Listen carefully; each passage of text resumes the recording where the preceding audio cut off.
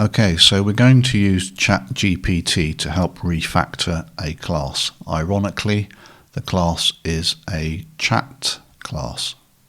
It's responsible for maintaining the state of a chat client in a React front-end application. So this code is new to me. I'm not familiar with it at all.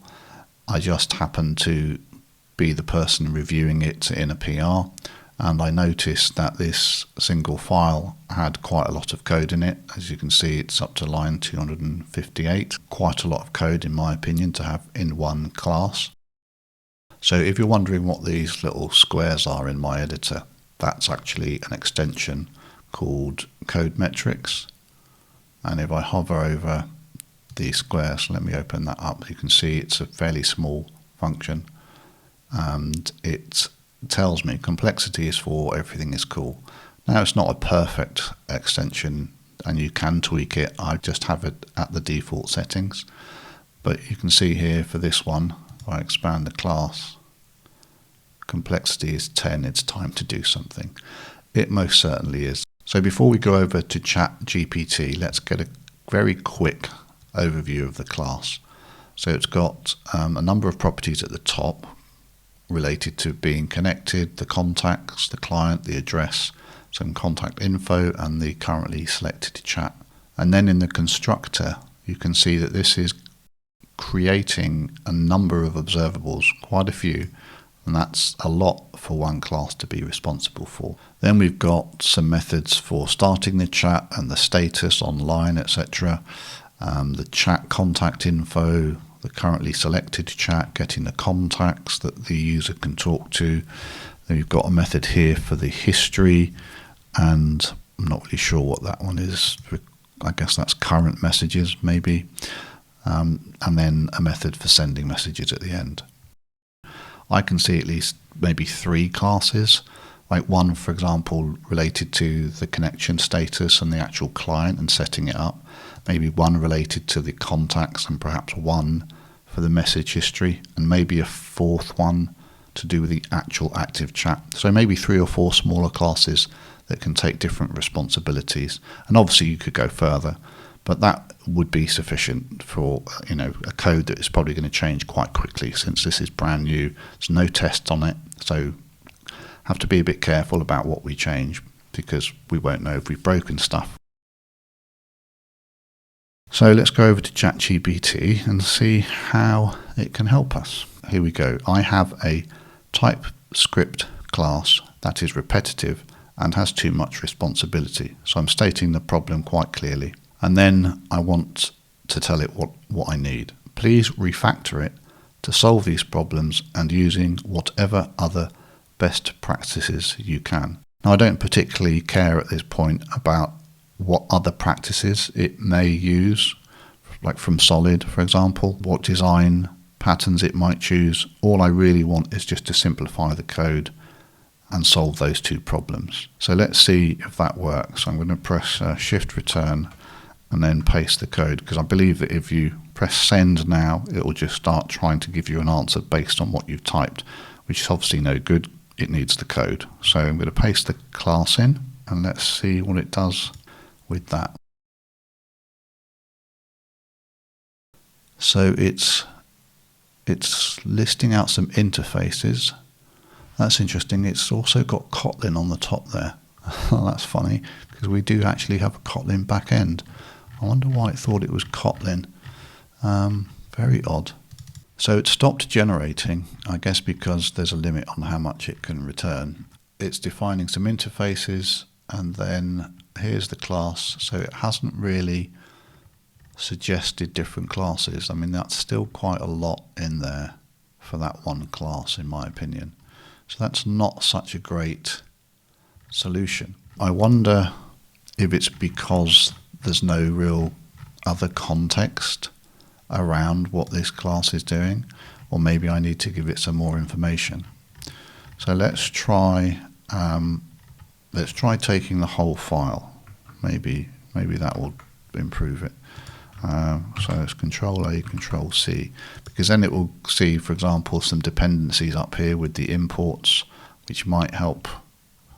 I don't know. Let's find out. I would like to do a direct comparison. So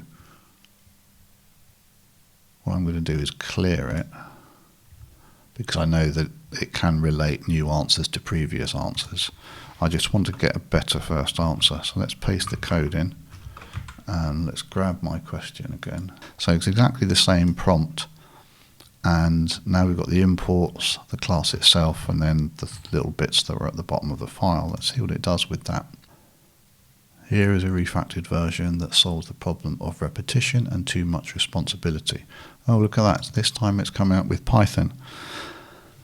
That's quite funny. So it's chosen Kotlin and Python, both of which we have on our back end. It's almost like it knows our stack. It's a bit spooky. Oh, it's just changed to JavaScript. Okay, cool. So probably because it recognized finally that this was JavaScript that I've pasted. So it's recommending an XMPP client class. That makes sense to me, and obviously then that's where you call the start method on the client to start the chat. Then you've got the status in that as well. I'm not really sure what this stanza thing is. I guess it's something to do with how XMPP works, but that looks pretty good. So we've got a nice small class there which is just related to the client essentially and starting the chat up.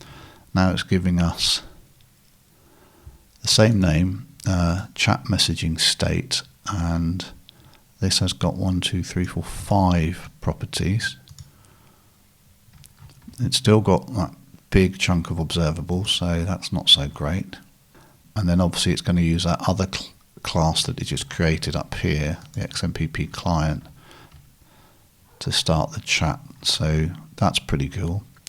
And then other methods. Oh, I guess I run out of... oh, it's even explained it. Look, that's cool. I've created a new class method that is responsible for handling the XMPP connection and events. Cool, I like that. This class is instantiated in the start chat method of the chat messaging state class, and all XMPP related logic has been, and it's run out of what are the limit for response. I guess I'm going to have to go and figure out how to change that. So that is a really great start, and I like that. So I'm just going to copy that code. Let's give it a thumbs up.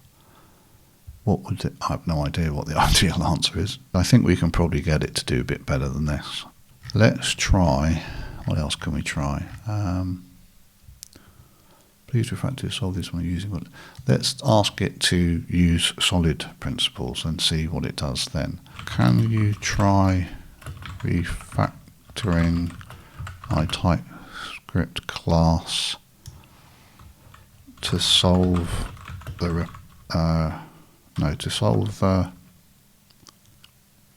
responsibility problem further, and this time using solid principles. And let's see how it improves it. That was fast. It's got Python again, but I'm sure that will change like it did before.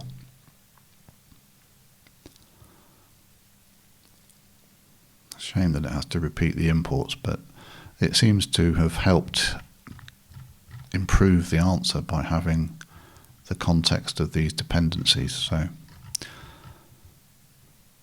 okay, now it's defining an interface. That's interesting. And then the class is implementing the interface.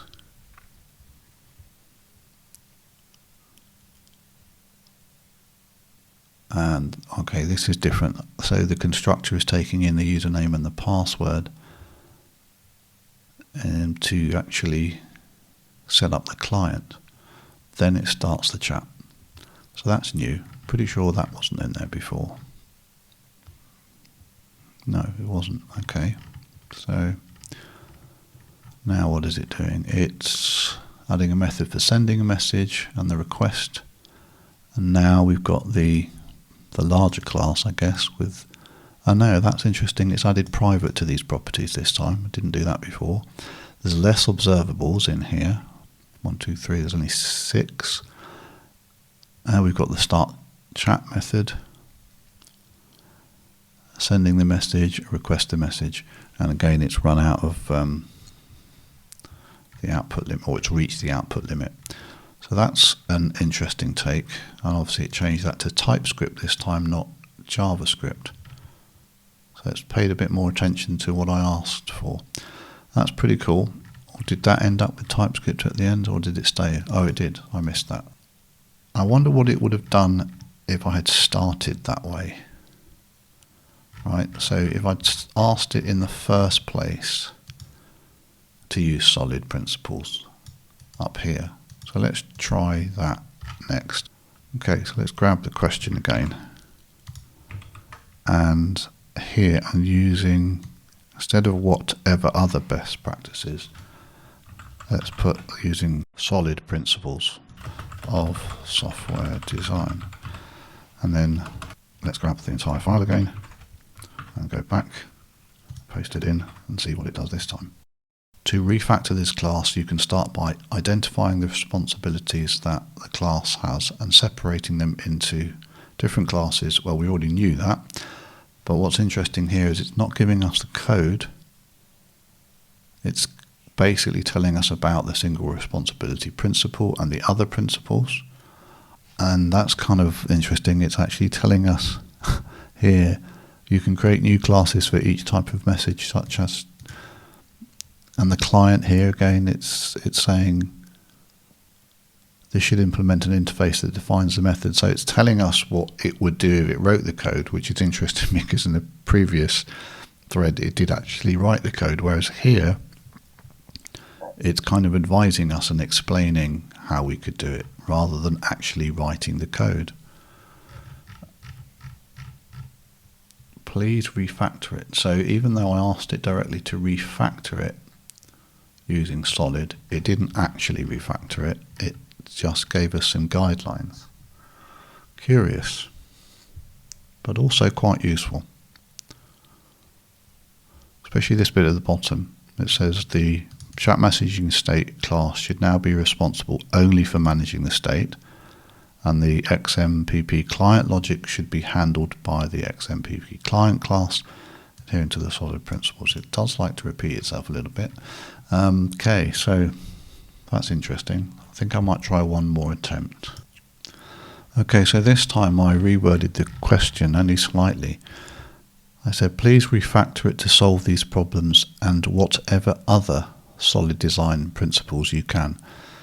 So by adding kind of a hint that I don't want exactly the solid design principles, because last time it just kind of listed those out, what they were really.